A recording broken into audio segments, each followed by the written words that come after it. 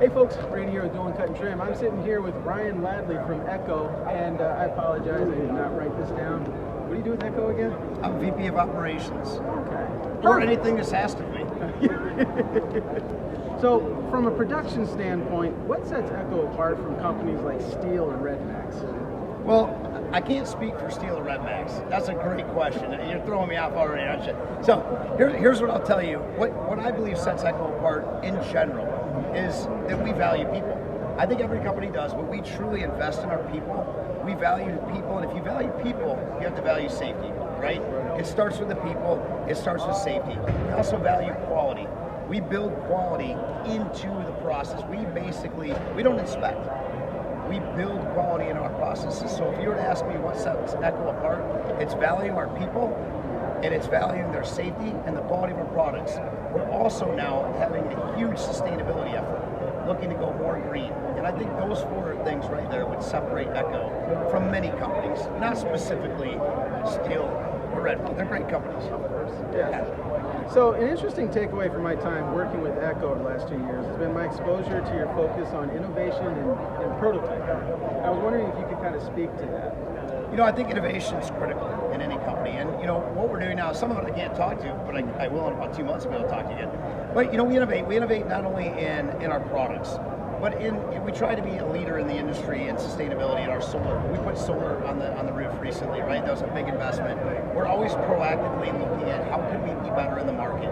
How can we keep our costs competitive? How can we make our product better and more durable? And I think that it's the nonstop, everyday driving continuous improvement that really makes us better. I think that's what really drives Echo, and that's why I'm so proud to work here. It's just an amazing drive to get better every day. So, in my business, I place a high value on efficiency, both in time management, but also in material consumption. I noticed when I did the tour at Echo that you guys seem to have a similar focus, and I was wondering if you could talk about that. Sure. Regrind. I want to talk a little bit about regrind. Exactly what I was thinking about. We regrind and reuse 100% of our scrap. Now, we don't have very high scrap, so that makes it easier, right? But we regrind everything. We go as far as not only do we regrind it, but if we have an insert, we will actually cut that insert out. We will send that insert out to another company who will separate that little bit of resin that's attached to that insert, and we'll take that resin back. We even take the dust from the regrind process and get that repelletized and bring it back in. So we go as far as to even regrind the dust. See, to us, it's important that we don't landfill anything. We want to make sure that we're as green as we can and that we can reuse everything that we can in-house. And just as an aside, I got to take a tour of the facility at Echo, and it was, they're not kidding when they say they reuse everything.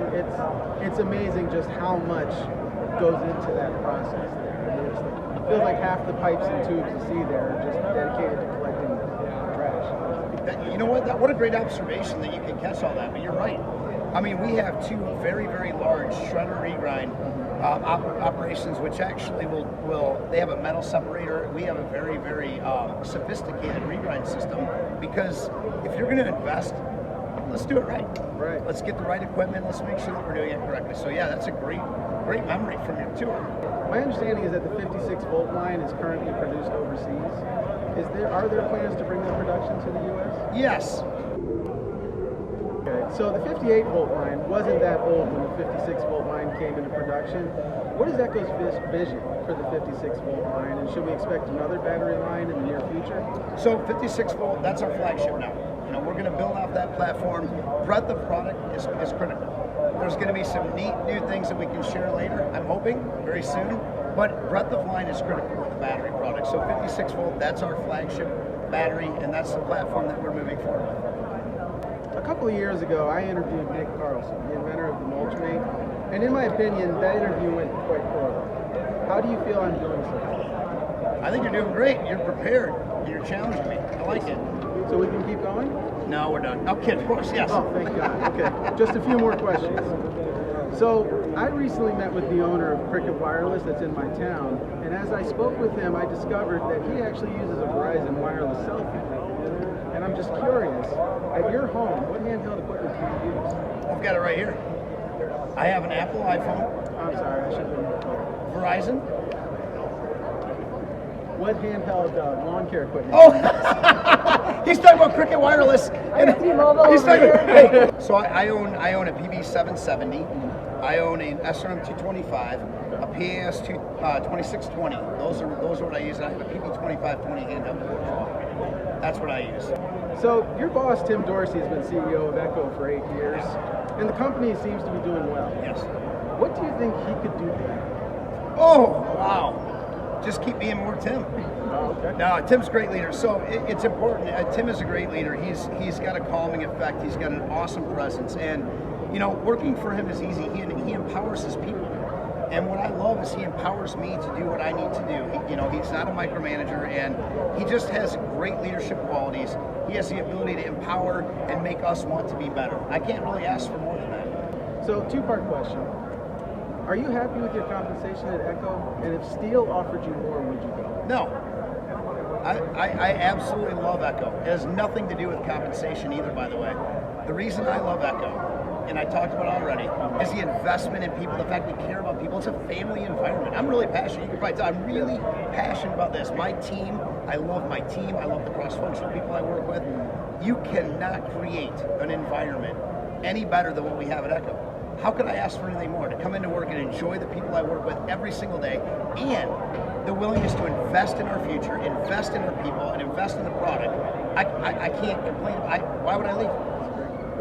You can pay me nothing, Tim. If you're listening, you've got to pay me more than nothing. But I'm serious. I'm telling you, it's that great of it's such a fun company to work for because of those values. All right, and the final question I have for you is that you may have heard that they're here at the Equip Expo, a lawnmower caught on fire yesterday. What did Echo have to do with that?